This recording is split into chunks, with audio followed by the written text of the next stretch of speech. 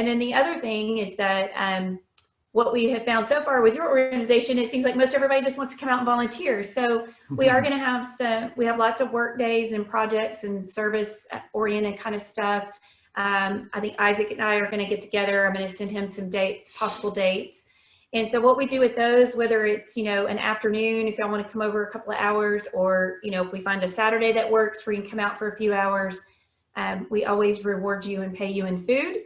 So I don't know, anybody, you know, college kids don't mind usually a free meal. So I know a lot of y'all might not be back in person. So there may be some other, once Isaac and I get together, there may be some other volunteer opportunities, you know, admin, computer work, database, website, that kind of stuff too. So that would be something we can discuss. But we really wanted to try to reach out to the first generation group and just invite y'all out, tell you you're welcome to come hang out. You know, sometimes you just need, I even said this today, I'm like, I have got to go have lunch somewhere. I've been working from home and I'm not normally going stir crazy, but today I'm like, I need out of this house tomorrow. So, you know, if that's your situation, you're here, you're going to campus, but you just need a change of environment, we're here. So he's got our, Kevin has all our information, our email address.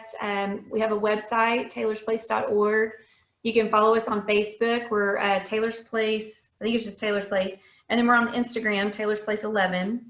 And so feel free to follow us on social media. You can send us an email, and I can share our phone numbers later too if you need to talk. And then obviously if we're going to have y'all out, we would send you the address. It's not published because it is our home. So I think that about sums up what we do. That was it. I wasn't sure how long we would have, so I didn't want to do our 30-minute spiel. But if you check out the website, that'll tell you a little bit more about what we do. And there's some pictures and videos, and on Facebook and Instagram, we posted some silly videos a month or two back. So that'll clue you in on the personalities here. So does anybody have any questions? It's silence. Okay, look at it this way, guys.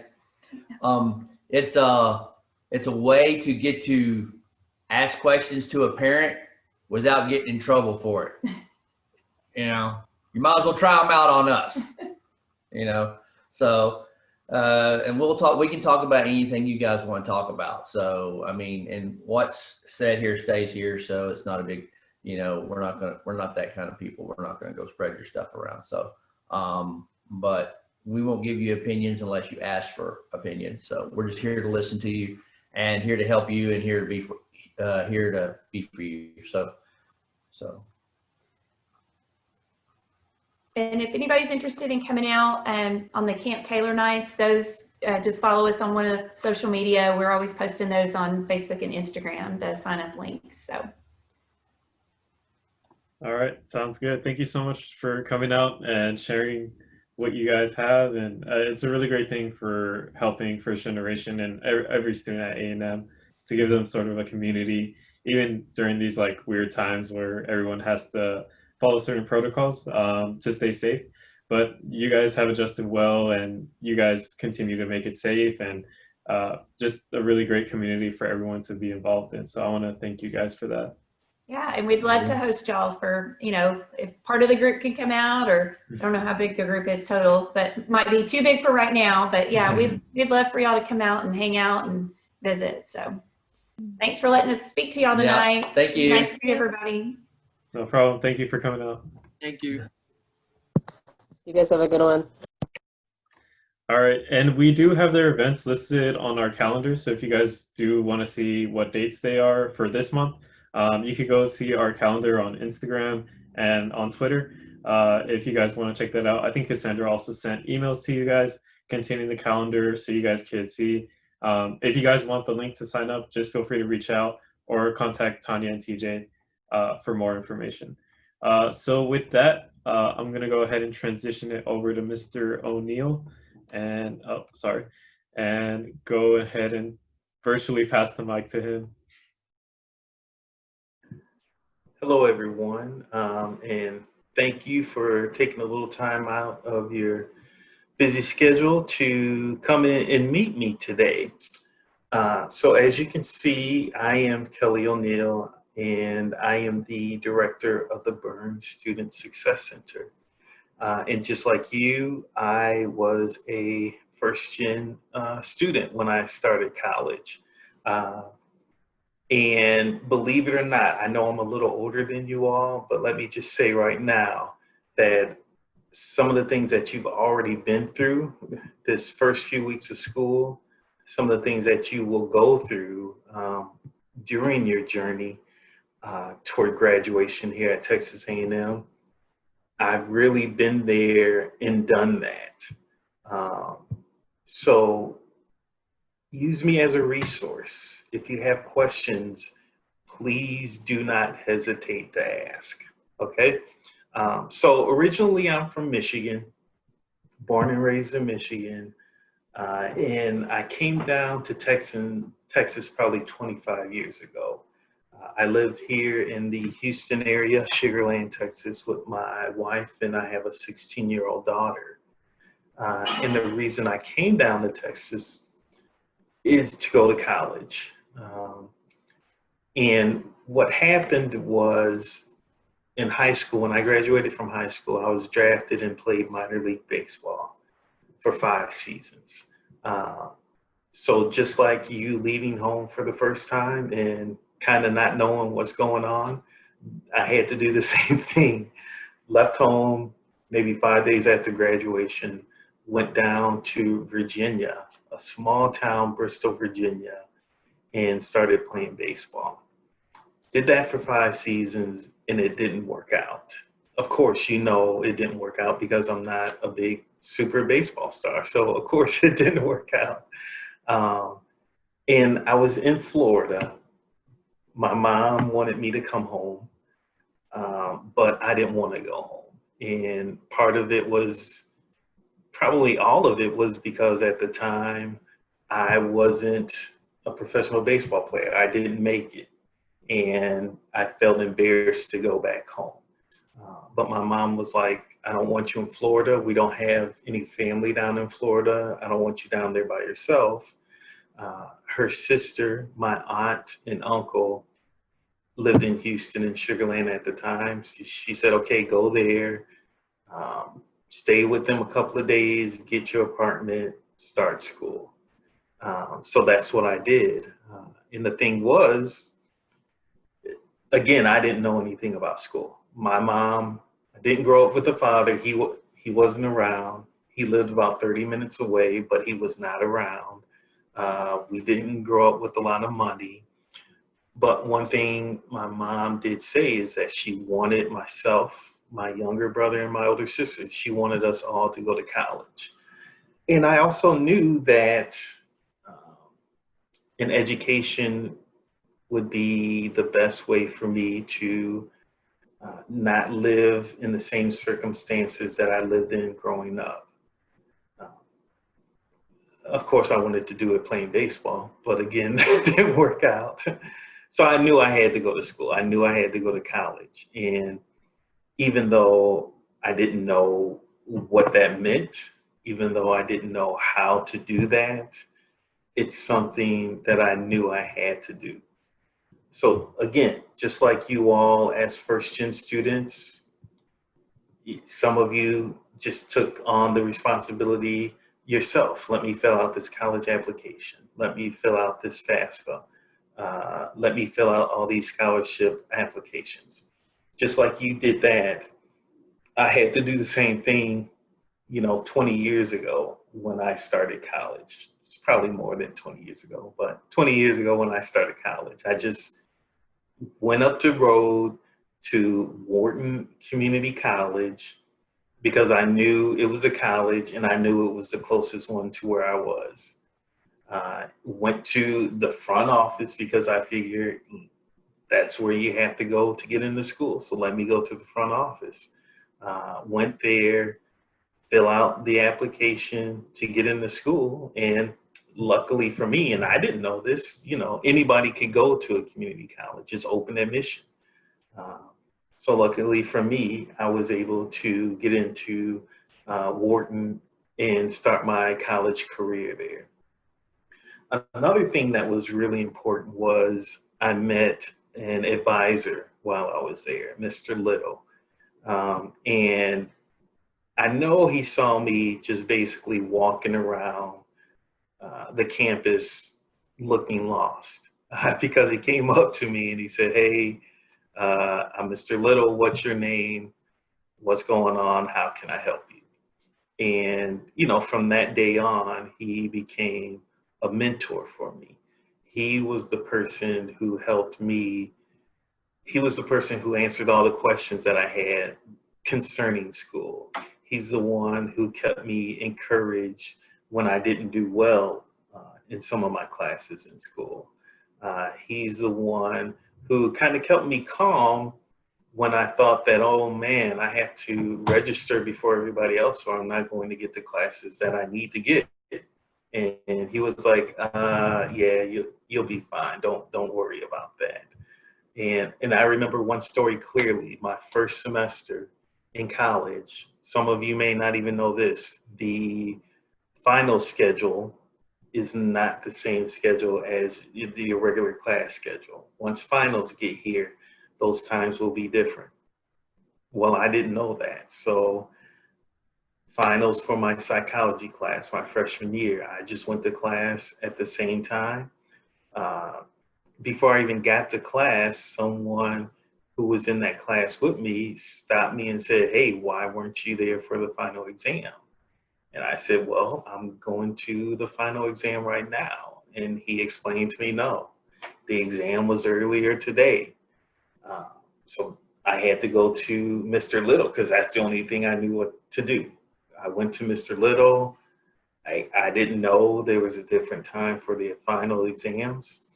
And the one important thing he did was he didn't call the professor for me. He didn't email the professor for me. What he did do was he said, you have to go to the professor, you explain to the professor what happened, and see if that professor will give you an opportunity to take the exam. It was him, number one, giving me encouragement, but also he was teaching me how to advocate for myself. So went to the professor's office, found him, told him exactly what happened, and luckily he gave me an opportunity to take that final exam. So things are going to happen as first-gen students because we just don't know the ins and outs of what happens in college. But just because we don't know the ins and outs of what happens at college, it doesn't mean we can't learn those things. And we can learn those things from people that we trust, just like I trusted Mr. Little. There are people, again, at Texas A&M, your professors. We all want you to do well. We are all here to help you to be successful. So fast forward, I received my undergrad degree in early childhood education and interdisciplinary studies. I started teaching. I taught third grade for 5 years, and that was great. I went to college thinking that's what I was going to do. I was going to be a teacher and I was going to teach forever.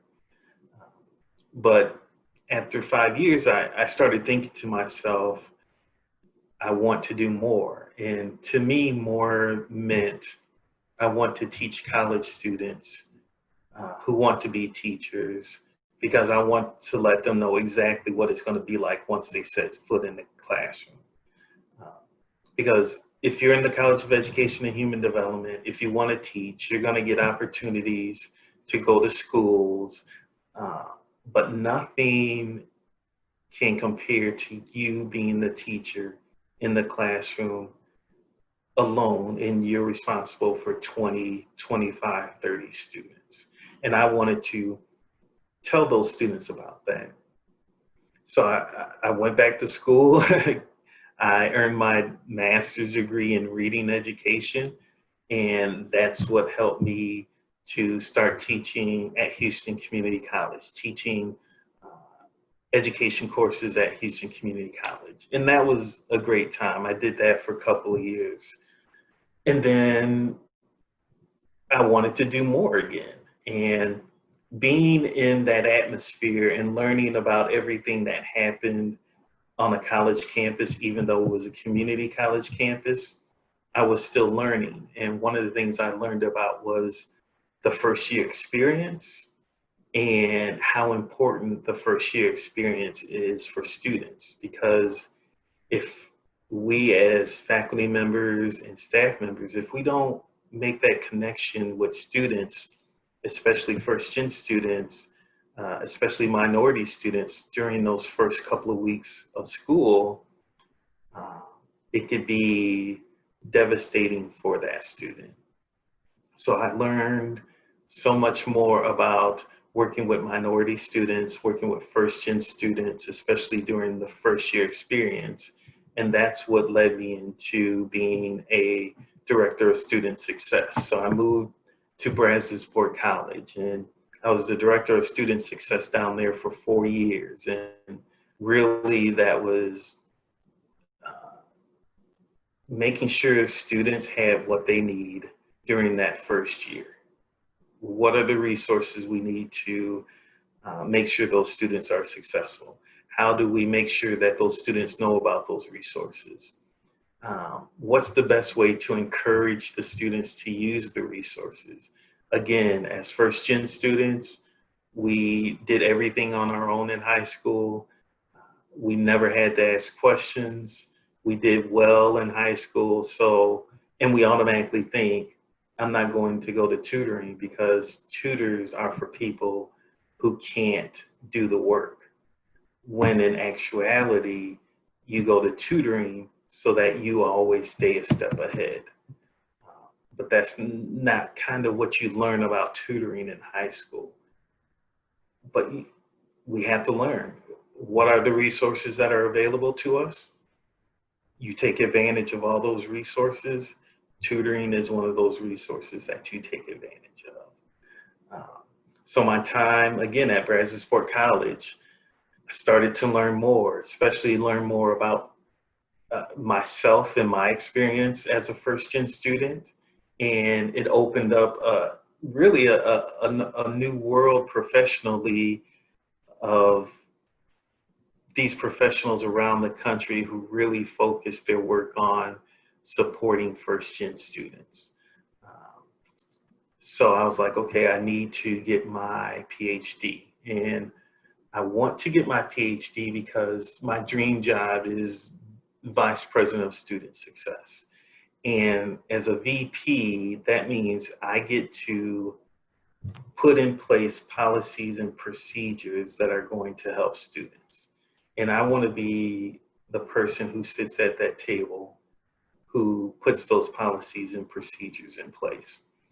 Because I want to make sure that especially first gen students have exactly what they need to be successful. And that's what led me here to Texas A&M. Being the director of the Burns Student Success Center, I have the opportunity to meet with students on a daily basis. And I had the opportunity to work with first gen students. And again, I am working on my PhD. I mentioned earlier, I had class at 6 o'clock. So the professor said, take that hour, go and talk to those first gen students. And when you're finished, come on back to us. So that's what I'm doing now. In addition to being the director of the Burns Student Success Center, I'm also a member of the advocacy group for the Center for First Generation Student Success. And there are about 15 of us who work at institutions around the country. And again, our focus is on what do we need to do as professionals to make sure that we are using best practices to support first generation college students. And I'm also a part of the Black First Gen Collective. One of the things that I've learned reading and learning about first gen students is that there's not a lot of research specifically about Black first gen students. So again, there's about 10 of us from around the country who work together. What are best practices? What type of research do we need to do? Let's talk to current Black first-gen students now so that we can learn more about the experience, again, so that we can help students who are first-gen so that they can be successful. My time as a student was difficult. My undergrad, let me just tell you now, a lot of times you see professors and staff members and you automatically think they probably never struggled at all academically. They all grew up rich and never had to worry about money. They never had to work in college. Everything was great for them. But let me just tell you, we are actually normal people and we have had some stuff. We have had to go through some stuff. I worked full time when I was in college. Again, I told you, we didn't grow up rich, had to work for everything. I didn't do well. In high school, I didn't do well. I did well enough to play baseball. So when I started going to college, I'm thinking, am I even smart enough to do this? And that's another conversation I have with our students. You know, I tell them, you did everything that every other student needed to do academically to be here at Texas A&M, so you deserve to be here. Now that you are here, you're going to have to develop some additional skills to continue to be successful. And I am here to help you do that. You can do it. It's going to be hard. If graduating from college was easy, everyone would have a degree. So it's hard. It doesn't mean it's not something that you can do. It just means it's going to take some work. So as long as you're willing to work hard, you can get through this. And again, make sure that you use the resources that are available to you. You know, I took college algebra 3 times. You know, I failed it once, I dropped it twice. Math and I just never got along. I can add, subtract, multiply, and divide with the best of them. But when you start throwing in letters and stuff like that, that's not cool with me. So, you know, instead of that first time going to get tutoring and working with the professor, I just said, hey, I'm not doing it. I'm just going to drop it. So again, if there's tutoring available, take advantage of that tutoring. The professors actually want you to speak to them. Their office hours, those office hours are there for you to get a chance to know those professors. And they actually want you to come in and talk to them. Again, use those resources so that you can be successful. But yeah, I worked throughout my whole undergrad degree. School was difficult for me. I say now that I actually learned how to write in college during my first 2 English courses. Because again, high school was just high school. I just went there to see my friends and play baseball. But I really learned how to be a student while I was doing my undergrad work. And one thing I would also encourage you to do as first-gen students is get involved in what's going on campus. I know it's COVID and it's really difficult to get out there, but spend some time on campus, study on campus. Don't study in your residence hall. It's really easy to say to yourself, oh, I studied really hard for 30 minutes. Let me just take a nap now. And you know, that 45-minute nap turns into a 3-hour nap. Or you say to yourself, wow, you know what, I studied really hard. I'm just gonna watch 1 episode of Stranger Things on Netflix. And that 1 episode turns into 12 episodes, okay? Or some of you are like, you know what, I'm ready to study. Let me get my backpack out. I'm gonna go at it hard, but first let me clean up, you know? And you start cleaning. All those things are easy to do instead of studying. So that's why I encourage students to, someone mentioned the flag room. The MSC on the second floor, way in the back, nice quiet spaces for you to study. If you go into Evans Library on the 5th floor, you walk in there, everybody's studying. So automatically your mind goes to, okay, this is a spot to study. Rudder Theater up on the 2nd floor, great place to find a quiet spot and study. And now that it's starting to get nice outside, use those outdoor spaces. You'll get a squirrel every once in a while wanting some food. That'll be the only thing that bothers you. Get out on campus. You're going to be able to meet new people, which is something that I want you to do. And again, you're paying for this. Your parents are paying for this. Even if you get financial aid, you're going to be paying student loans. So you're paying for it. Take advantage of everything that's on this campus. Get involved with student organizations. Not for student organizations, but get involved in a student organization. Whatever you're interested in, there's probably a student organization out there for you. And again, that's another opportunity for you to meet new people. For all of you who played sports in high school, you know, you played sports for 4 years, you come to Texas A&M, maybe you didn't make the football team, but that doesn't mean you can't continue to play sports. We have rec sports, we have a rec center. Continue to stay in shape, because being physically fit is really, really good for your mental health also. So do that. And I also want to recommend study abroad, global learning experiences.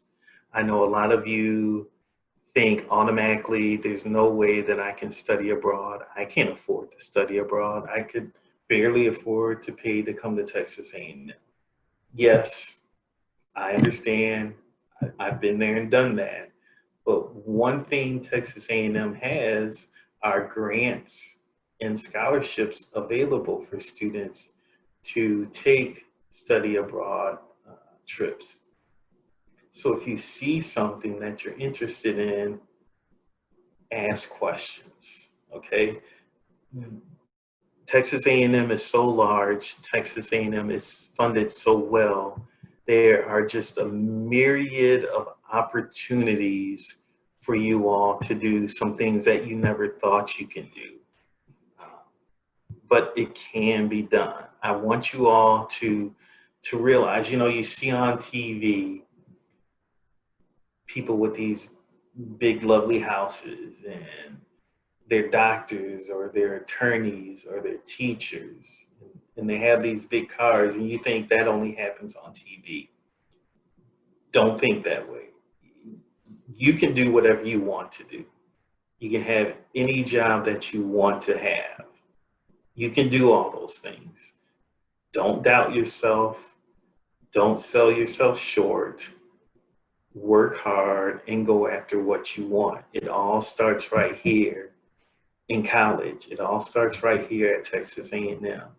And once you get that Aggie ring, once you get that paper that says you are a graduate, it's really going to open the world up for you. If you don't want to stay here in Texas, you don't have to stay here in Texas. You can go anywhere with this degree and be as successful as you want to be. But again, it all starts here at Texas A&M. Get out there and get involved is what I would encourage you to do as a first-gen student. If there's a professor that you like, that you vibe with, meet with that professor during office hours. If there's a staff member, say, hey, Mr. O'Neill, can we Zoom? I want to get to know you better. How did you get to where you are? These are some of the things that I want to do. How can I do these things? I want to learn more about financial literacy. Who can I speak to on campus about financial literacy? You know, it's my job to know a little bit about everything that's going on campus so that I can lead you in the right direction. So again, don't be afraid to ask questions. My grandpa said a closed mouth doesn't get fed, and I want you to eat, all right? So don't be afraid to come on out and ask some questions. Kevin, that's all I have about me. Again, I have a younger brother and an older sister. My sister's 2 years older. My brother's 2 years younger. They both graduated from college before I did. So not only did I have that pressure of being a first-gen student, I was the last one in the family to graduate. And, you know, my mom wanted us all to graduate. So I had that stress on me also. I didn't make it as a professional baseball player, so I had to graduate from college. I had that stress also.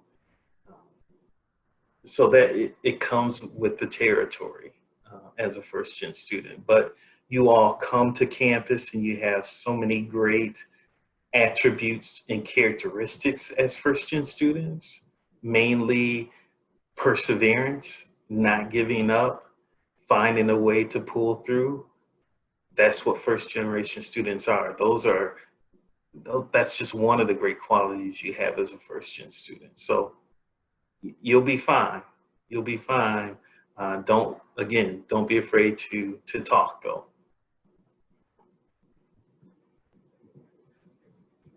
So I just had a question. I remember you mentioned you work a lot with people who've like been through probation and are like entering back into A&M. Do you have like a sort of like an inspirational story of one person that stood out, or just like want to share your experiences with that? Well, I mean, I don't have one specific story because when I work with students who are on academic probation, a lot of them come into my office the first time we meet and they automatically think, okay, I'm in trouble. Let me tell you what happened. You know, it's not my fault. Yes, it's my fault, but I'm going to do this. And before they even get into all that, we just really have a conversation about who they are, where they're from. You know, why did you decide to come to Texas A&M? Because I want to get to know who you are as a person. And when I'm getting to know who you are as a person, that kind of brings down that stress level also. I want to find out what we have in common.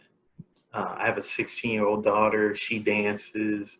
So when a student comes in and says she was on the drill team in high school, or he tells me that he's been dancing since he's eight, then we start having conversations about the different choreographers that my daughter tells me about all the time and what form of dance she likes to do. You know, if you're an athlete, then we're going to talk about athletics and how you played in high school. And if you ran track, what were the events that you did? I want to get to know who you are as a person first. Then after I get to know who you are as a person, then we'll talk about what you can do academically to be successful. Because again, one thing I've learned is that everyone who gets into Texas A&M, they can do it academically. The problem is they're dealing with stuff outside of the classroom. Some of that stuff outside of the classroom is, I don't know how to study. So then we'll talk about how to study, where to study, how much you should study each day. I'm going to get you connected with the Academic Success Center. But some of the stuff is, you know, I'm a first-gen student. I have a lot of pressure on me. My parents call me basically every day because I have to translate. I have younger brothers and sisters that I kind of have to take care of, even though I'm here at Texas A&M. And we'll talk about that. We will talk about the best way for you to not only continue to be a part of the family and do the duties that you have with your family, but to also be a college student and a successful college student here at Texas A&M. again, it's difficult, but it's something that you can do. Sometimes we just need a little support. A lot of times it's just encouragement. There are students who have never been encouraged before. And if that's the case, I'm going to be there to encourage you. But sometimes it's just students who aren't doing what they need to do. They're playing Call of Duty for 8 hours straight and staying up till 3 o'clock in the morning. And we'll have a conversation about that also. But yeah, I've worked with a ton of students. I know you all see everybody walking around campus and they're happy and they're smiling, and you're thinking, wow, they must be knocking it out the park here. A lot of them are not knocking it out of the park. They're just pretty good at hiding what's going on with them. But again, everyone has their struggles. You're not alone. And again, it's about developing more skills to be successful. And that's what I help students do. I'm just going to go ahead and ask one more question, and I'll open it up to anyone else who wants to ask questions. But what would you say would be like some great advice you would give to yourself, like your younger self, if you were like talking to yourself who was barely going into college? What would be like the most important things to say? So first, let me say this. I love my job. I really, really enjoy working with students and getting to know students. I had a conversation with a student today from South Africa, learned a lot about her and her family and what it was like to live in South Africa. Great conversation. But one thing that I didn't do when I was in college was have conversations with the different professionals, the faculties and the other staff members. So again, I played professional baseball. I was an athlete in high school. And I wonder why I didn't think about being an athletics director. I wonder why no one said, hey, Kelly, you know what, you could be an athletics director for a college. I think that would be an awesome job. I still get to work with students. I get to work with athletes. I get to, as an athletics director, you make sure that the athlete does well on the basketball court or on the football field, but you also make sure that that athlete does well in the classroom. Hey, Kelly, no one ever said this when I was in college. Hey, Kelly, you know what? You like athletics. Have you ever thought about being a sportscaster? Because I think it would be really awesome to work at ESPN on college game day and just talk about college football 24/7. But I think because I didn't open myself up to different people and I wasn't able to learn about the different opportunities out there, I just went into college. I'm going to be a teacher, and that was it. So again, anything that you want to do, you can do. There's a job out there for you. This is a great place to figure out how to get to where you want to be.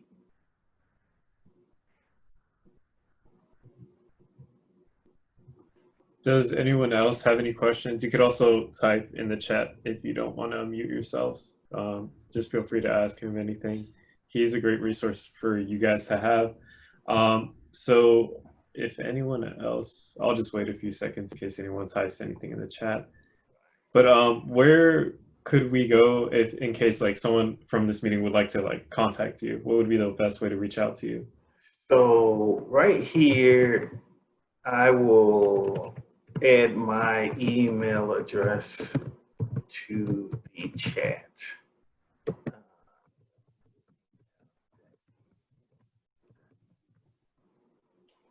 And that is my email address. You know, I do 4 or 5 Zooms a day, every day with students. Again, I work with students who are on academic probation. I just got an email from a student who graduated last year. She is actually an athlete. She runs track professionally now. And she's up in DC, and she's like, "Hey, Mr. O'Neill, when can we Zoom? I got a lot of stuff to talk to you about." Spoke with a student that graduated a couple of years ago. She's teaching up in the Austin area, and we were talking about what it's like to teach second graders through Zoom.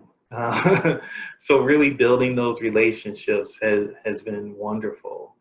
I see a question from Mrs. Nava. Miss Nava, what advice would you give to students who will be graduating this year? The very first thing you need to do is make an appointment with someone in the Career Center. I know as a lot of us have had jobs all of our lives, basically, since we can work, we've been working, and we've been creating our own resumes. In the Career Center, they have professionals who know how to create a professional resume. Even if you think that the jobs that you have had weren't very good, go to the Career Center, sit down, and create a professional resume. You may think that working at Whataburger wasn't a big deal, but working at Whataburger means you have awesome customer service skills. Okay, maybe you were a babysitter and you don't think that's a big deal, but being a babysitter, that means you are very, very responsible. Go to the Career Center, create a professional resume, learn about all of the job fairs that are coming up. Yes, those job fairs are going to be through Zoom now, but you're going to have an opportunity to work on your interview skills so they can do mock interviews in the Career Center. There is also a database of former Aggies who are looking for Aggies who are graduating. So again, another great resource. Aggies hire Aggies. So if you're graduating this year, make sure you get to the Career Center sooner rather than later, is my advice.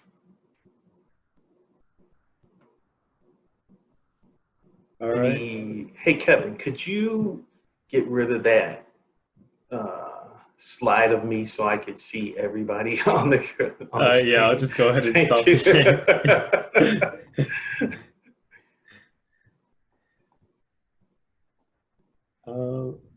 Does anyone else have any final questions for Mr. O'Neill? Don't be afraid. And some of you may have the same question, but you're afraid to ask. Again, I don't bite. I'm not big and mean and scary. I know I look, pretty puffed up. I work out. I get my push-ups in. But yeah.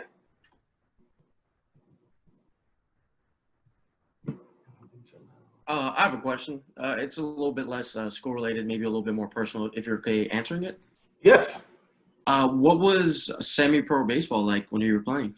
It was, well, I thought it was wonderful. I mean, it was scary. Like I said, 3 days after graduation, I was on the airplane flying down to Virginia to play baseball. I didn't know anybody, really didn't know what I was going to do.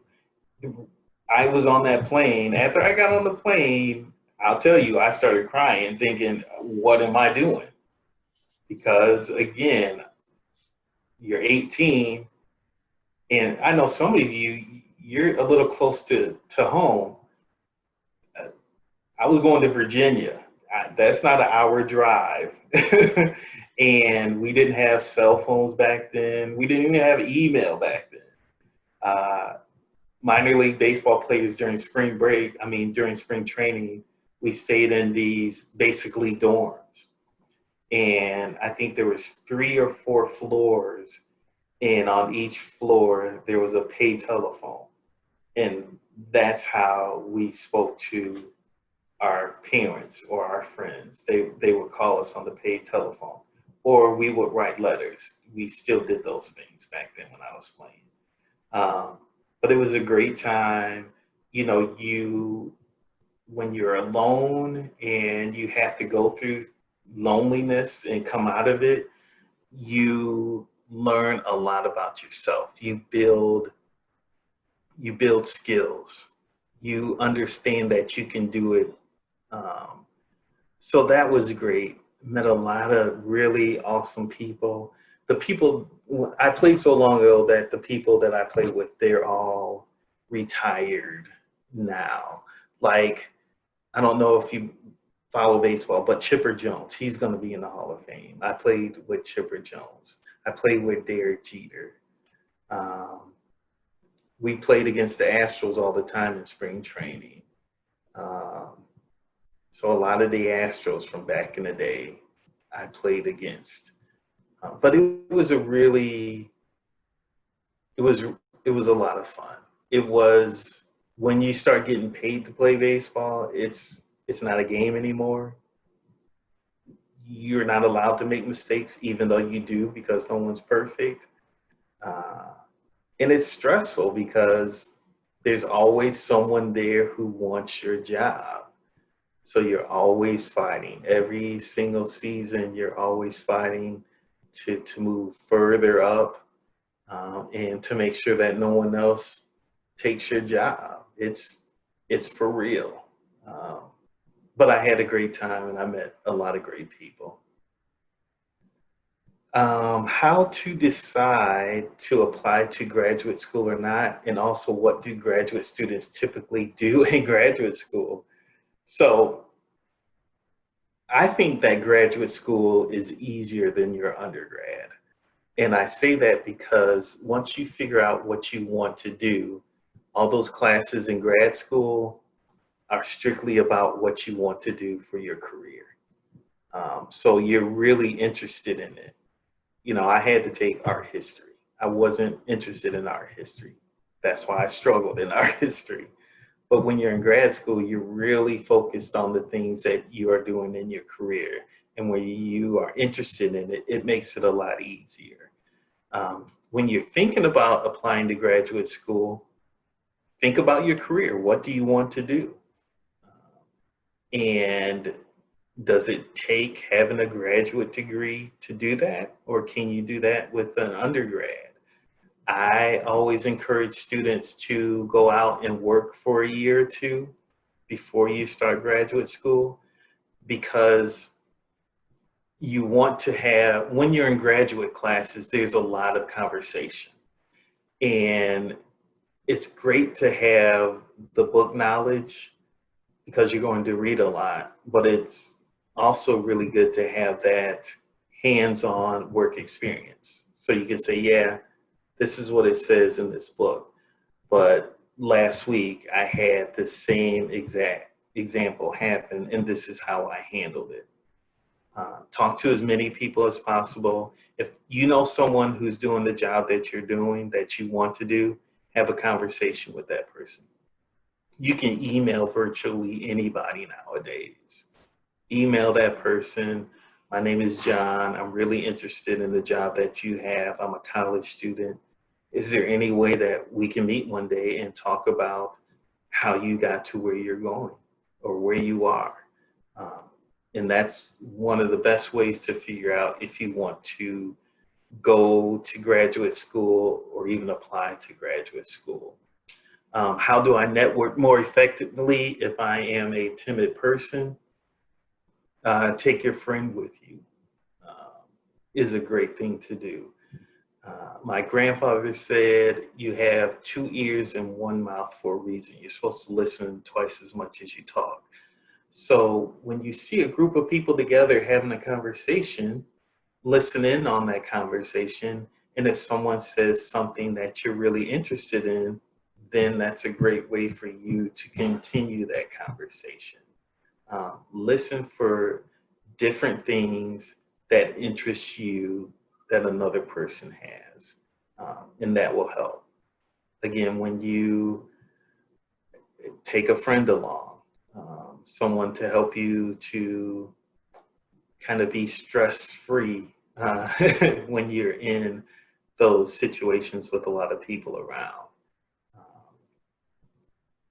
You get better with time is something that I will also say. You don't just, there are some people who have some great social skills, but for the most part, you just don't step into the room with 100 people and bam, you're the social butterfly. Just keep working at it and you will get better at it each day.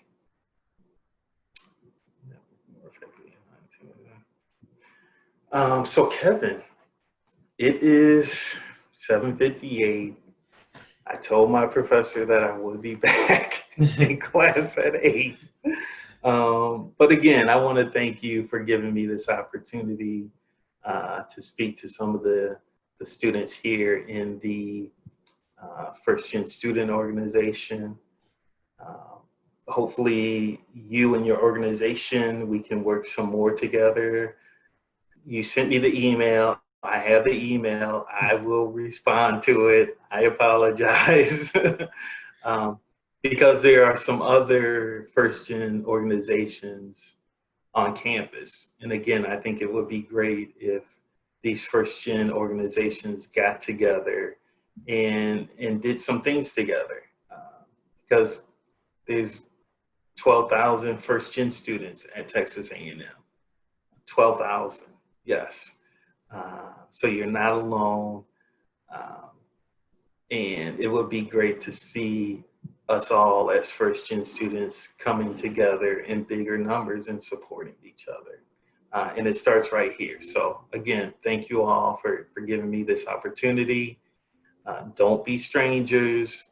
Send me an email. Let's Zoom and we will talk more.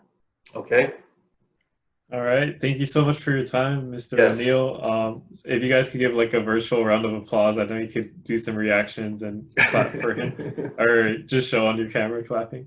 Yes. But thank you so much. We'll definitely be in touch for the future, and you know, in the future we might have you again as a speaker to come out and talk to us. Yeah, I don't mind, and maybe next time I'll bring one of the students that are upperclassmen, or maybe a First Gen student who's a graduate student, to have some more conversations with you all about that.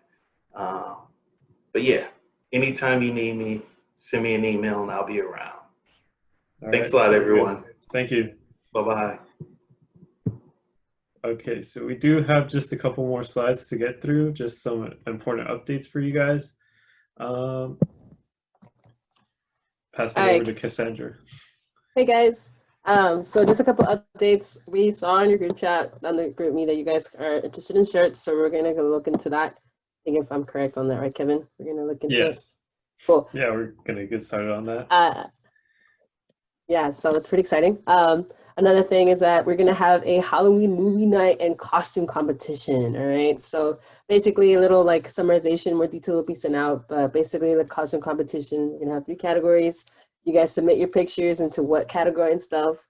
And as we get more into the month, we'll send out those forms and everything, and you guys will get a prize, whoever wins. So that's pretty exciting. And then we've developed a point system just to keep you guys on track, and like we want to reward you guys for, you know, even though we didn't give any dues, it doesn't matter. You guys are members, and we want to reward you all for being on top of things and attending stuff.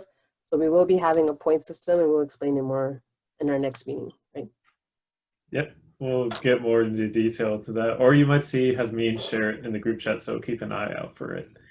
I'll pass it over to Isaac right now. Howdy. Actually, let me go through the slide first. So podcast, the first episode is out. We're starting to film other episodes with guests. And actually, Kelly O'Neill is going to be one of the guests in the 3rd episode. So the next guest will be someone else, Cami Hernandez from, if I believe so, it's the Career Center. I may have that wrong, though. But 2 great guests that we're going to be having on that I'm really excited to talk to. And we have 5 platforms out. You can listen to the podcast virtually anywhere. And there's a nice little search engine thing to search for, or ask any one of us for the link. And we're really excited about it. It's getting exciting. It's getting interesting. I can't wait to have the first guest on, and love to get more and more people to listen to it and to give feedback too. I said at the beginning, and I still mean it now, if anyone sees anything in the podcast, any suggestions they might have, I'm open to hearing from the members, from anyone. So yeah, I'm just really excited. We have a great team, and there will be opportunities next semester, the semester after that, for positions on the podcast as people graduate and move on. But yeah, watch the first episode. It's me and Abel just talking about our lives, and hopefully we get a little bit better at podcasting. All right, so Cassandra. So we want to give birthday shout outs to people. I know that not everyone's going to be here, but there's a couple birthdays coming up. Alejandro, Stefan, Adrien, and Iris. Happy birthday to you guys. I mean, hopefully, I'll give you all guys shout outs. I'll try to keep track on this. It's a lot of birthdays, so challenge accepted. But happy birthday. Enjoy it. Be safe as you celebrate. Stay do your distancing, 6 feet, and stuff like that. Wear masks. But happy birthday. Stephanie's actually in the chat right now. She's actually in the meeting. So happy birthday to you. Happy and Iris birthday. as well. Look at that. Gabriella, happy birthday too. And Alex and Eric. Happy birthday, guys. This is exciting. Hopefully you guys get to enjoy it as much as you can. So right now, for the members being on the podcast, we are going to have guest speakers to start off with. If you want to be on the podcast, you just have to contact either Abel or Isaac, and you could just ask them in the group me, or send us an email at firstgenaggies@gmail.com, and we'll discuss more on that whenever you send an email to us. Our next meeting will be October 14th, and we have Assistant Director Nick Kilmer from the Money Education Center. Fun fact, he's also my boss, but I'm not biased when I say this, but he is one of the nicest people I've ever met, and he's taught me so much about financial education and financial literacy. He's really passionate about it. He likes to get students really involved, so it is really going to be like a really engaging and a lot of knowledge-driven stuff within this meeting. And if you guys have any sort of like financial related questions, I know the pandemic hit a lot of us hard, and there's a lot of stuff that that needs to be addressed regarding finances and how to handle them better, especially as first-gen students. Like for me, my parents didn't really give me a lot of financial background or financial knowledge on how I can better take care of my money. So he's going to come out and talk to us with the Money Education Center, and he's going to give you all a bunch of advice on that. But other than that, I believe that is our last slide. Again, don't forget to sign in. The point system is coming from those sign-in sheets. I think I posted the link. Let me go ahead and post it again for those that need it, but it's in the chat. And if you sign in, we're keeping track of your sign-ins so that we could total up your points for the meetings and any socials or study sessions that you guys come out and attend. But that's pretty much it for this meeting. Again, follow us on social media to stay up to date with anything that's going on. I do believe we are on Facebook and Twitter, and this meeting will be getting uploaded to YouTube. So it'll be available for you guys to come and watch later, or if you just want to in future meetings, if you can't make it, you always have access to watch our meetings in case you have something going on that day. But other than that, thank you guys so much for coming out. I really do appreciate everyone who came out today. Make sure to sign in, of course, but we don't want to take too much of your time. And I hope you guys enjoyed, learned something nice and new, and we're more motivated to finish this semester because it is something that the pandemic is something that's hard to get through as the semester goes on. But hopefully no one's getting too anxious with midterms and finals coming up. But thanks everyone. Yes, Hazmi will be the person in contact. Thank you, Cassandra, for answering that for points. But that's pretty much it for this meeting. Thanks for coming, guys. Have a good night. Thank y'all. Have a good night.